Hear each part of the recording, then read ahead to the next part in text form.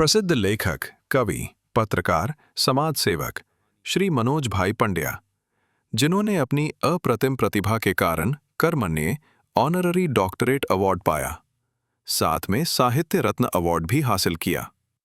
हमें गर्व है कि ऐसे विद्वान, ज्ञानी डॉक्टर मनोज भाई पंड्या हमारी सेवकी प्रवृत्ति में हमारा सहयोग करते हैं। મહાનુભાવો ભાવેનીજી, કેએન પટેલ સાહેબ, રાજનભાઈ, રઘુવંશી સાહેબ, સુપરભાઈ, ઠક્કર સાહેબ, ડબલ એમએ એમએડ સુધીનો મેં અભ્યાસ કરેલો, પણ સંજોગો એવા બનેલા કે ડોક્ટરેટની ડિગ્રી હું મેળવી શક્યો નહીં।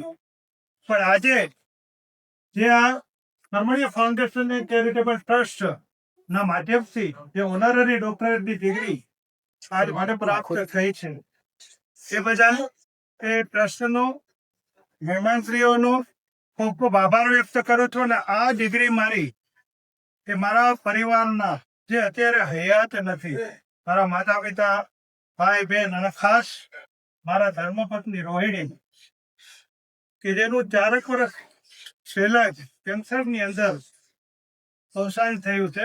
એમની એવી ઈચ્છા હતી કે એમએડ સુધી અભ્યાસ કર્યો પછી તમારા નામની આગળ ડોક્ટર લાવવું છે, પણ સંજોગો એવા બન્યા 10 વર્ષની જે સારવાર, એ સારવારની અંદર સમય ભેળો નહીં અને પીએચડી સુધીનો અભ્યાસ કરી શક્યો નહીં।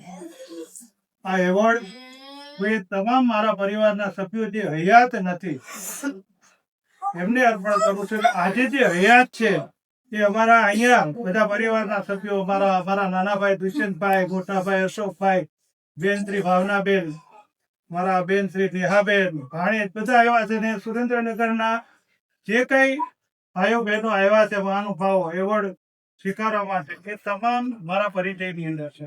ટૂંકમાં કહું તો આજથી 10 વર્ષ પહેલા જ્યારે મોટિવેશનલ સ્પીકર તરીકે રાજનભાઈ મને સુરેન્દ્રનગરની અંદર આવતા, એ વખતે પ્રાથમિક શાળાથી માંડીને કોલેજ સુધી અને ઘણી બધી મોટી મોટી સંસ્થાઓ સેવા કે એની અંદર એમના વ્યાખ્યાનો યોજાતા, અને એ વખતે એમના વ્યાખ્યાનો હું સાંભળવા જતો। એ વખતથી એમના વ્યક્તિત્વથી પ્રભાવિત થઈ અને એમના દરેક કાર્યની અંદર મારાથી થાય એટલા બને એટલા પ્રયાસો એમના સેવા કાર્યની અંદર જોડાવાના હોય। હમણાં થોડા સમય પહેલા જ ગીતા જ્ઞાન ઘર ઘર સુધી પહોંચાડવાનું છે, એમનો નિવાડાના ઘરો સુધી ગીતાનું જ્ઞાન પહોંચે, માણસ ગીતા વિશે જાણતો થાય, ભારતીય સંસ્કૃતિમાં ફરીથી પાછો વળે અને ભારતીય સંસ્કૃતિને ઉજાગર થાય એવું આ ટ્રસ્ટ પણ કરી રહ્યું છે। તો એ ટ્રસ્ટને પણ હું આ તકે ખૂબ ખૂબ અભિનંદન પણ આપું છું અને આભાર પણ વ્યક્ત કરું છું કે આવા ટ્રસ્ટી સાથે હું પણ જોડાયેલો છું।